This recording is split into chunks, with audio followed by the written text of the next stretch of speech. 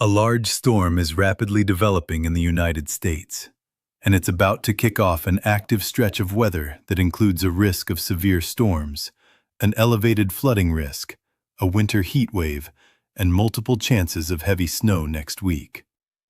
Our first storm begins today, and as it tracks to the east, it will collide with a sharp temperature contrast across the central and southern United States.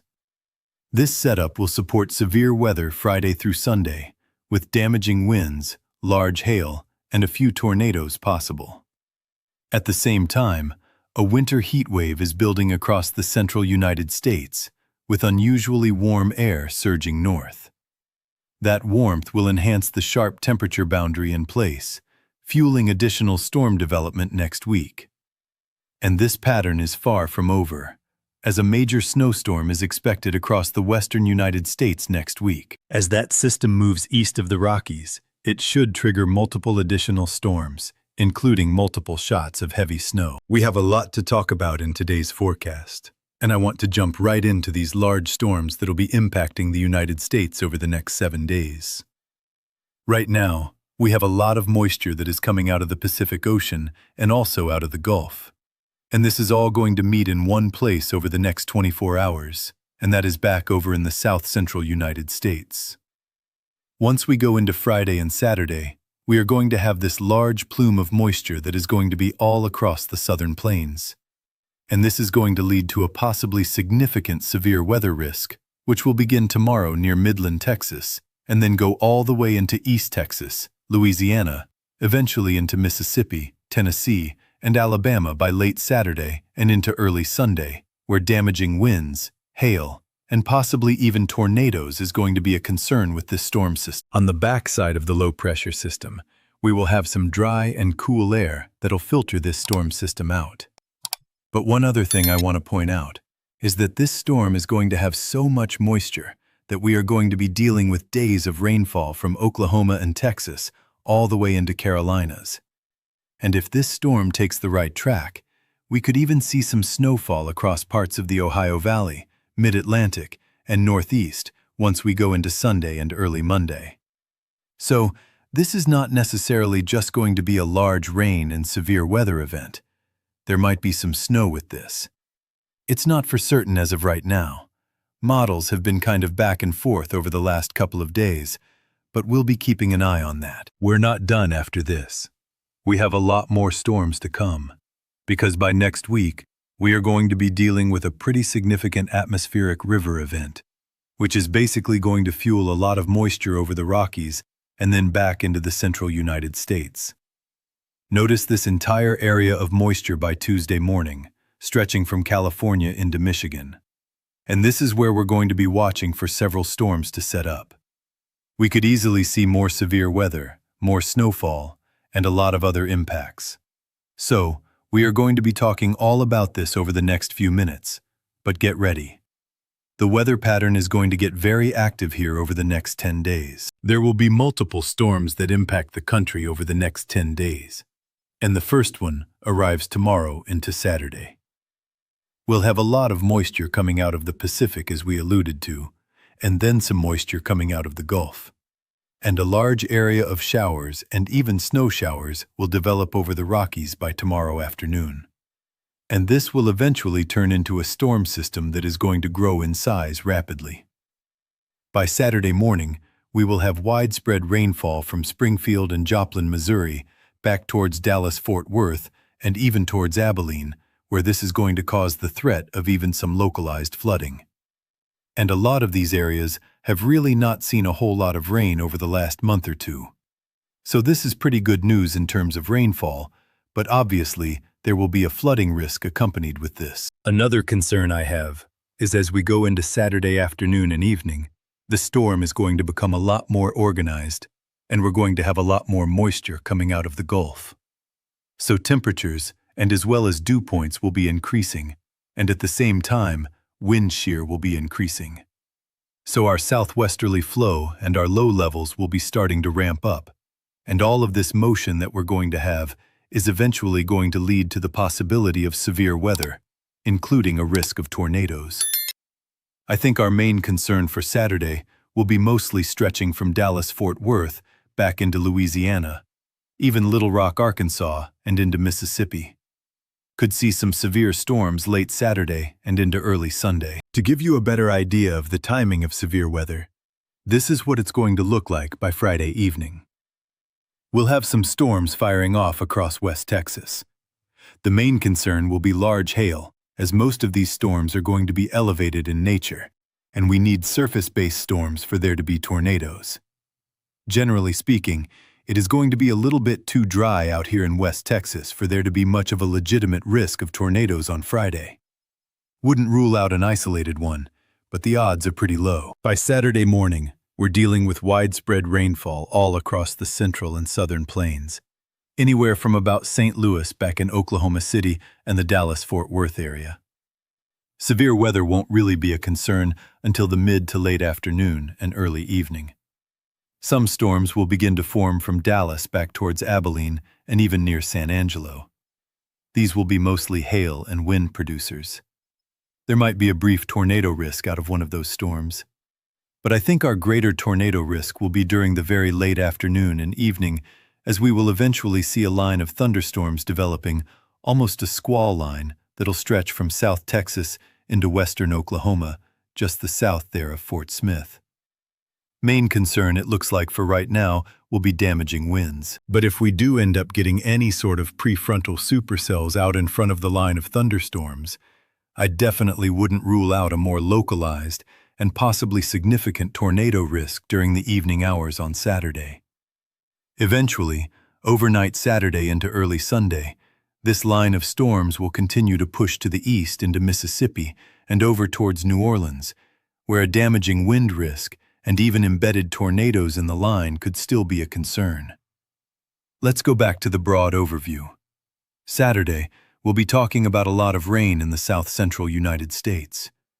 Early Sunday, this storm will make its way into the Tennessee Valley and the Dixie Alley, where heavy rain will continue. Localized flooding risk will continue as well. Some of these areas, like Little Rock and back towards Nashville, could see several inches of rain.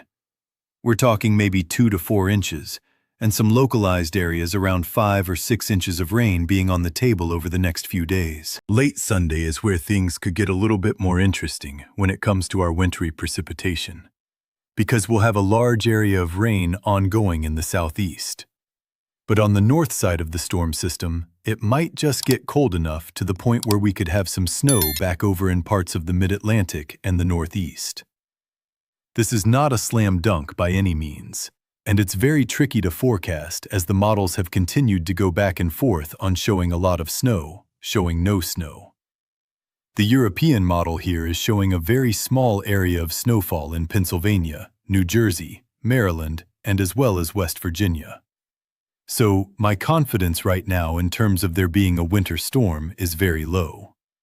However, there is definitely some confidence that I have right now that we'll at least see some snowfall Sunday back over in parts of Pennsylvania and New Jersey. Does not look to be anything blockbuster as of right now, but we'll definitely keep an eye on it. Eventually into Monday, we'll have an Alberta clipper that'll try to get close to this storm system. So, if it gets close enough, we might see some influence there for more snowfall. But for right now, looks to be a very low-end scenario.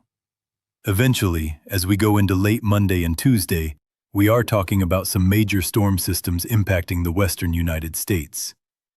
This does apply for those in the Great Plains and anywhere eastbound because these storms will eventually cross over the Rockies. On Monday, we'll have a lot of snow falling in the higher elevations, and with how much moisture there's going to be, we could have a legit flooding risk from San Diego back towards Seattle during the daytime on Monday and Tuesday.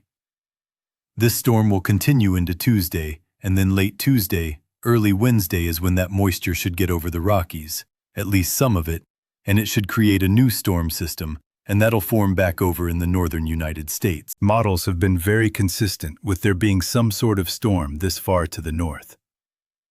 One of the concerns that I have with this storm system isn't necessarily that we're going to probably see that much severe weather, but it has more to do with the temperatures. It's abnormally warm for this time of the year, even back over in the Dakotas. And it's going to get a lot warmer with a low-pressure system this far to the north. It's going to allow for a significant pull of warm and moist air to make its way all the way up into Iowa, Nebraska, and back into Illinois. And these are areas that could have temperatures near the 70s by Tuesday of next week. So, we are talking about record-breaking heat potential. And the snow would be very far off to the north as well.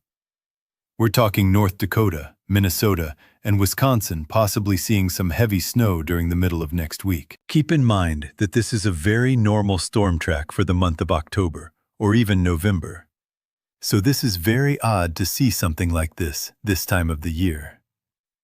And then right behind this storm system, we will likely see more storm systems form, due to the fact we're going to have so much moisture coming over the Rockies. So we should have another big storm sometime during the latter half of next week and into the weekend. So this will not be the only storm. We're talking about at least 3 or 4 different storm systems just over the next 10 days. So again, buckle up. It's going to get active very quickly. With a large storm like this, we are going to be talking about a lot of rain. And this is what's happening over the weekend and into the beginning of next week. We are expecting a widespread 1 to 3 inches of rain from Lubbock, Texas, into Nashville and even Johnson City, Tennessee. There will be plenty of areas that pick up around 2 to 4 inches of rain. That's primarily going to be around Joplin and Springfield, back into Shreveport, and also near Memphis. I wouldn't be surprised if we had some localized areas much closer to like 5 or 6 inches of rain when this event is all said and done, due to how much moisture is going to be across all of the southern United States this weekend. Great news for those out west. We are going to have a ton of snow over the next 7 to 10 days.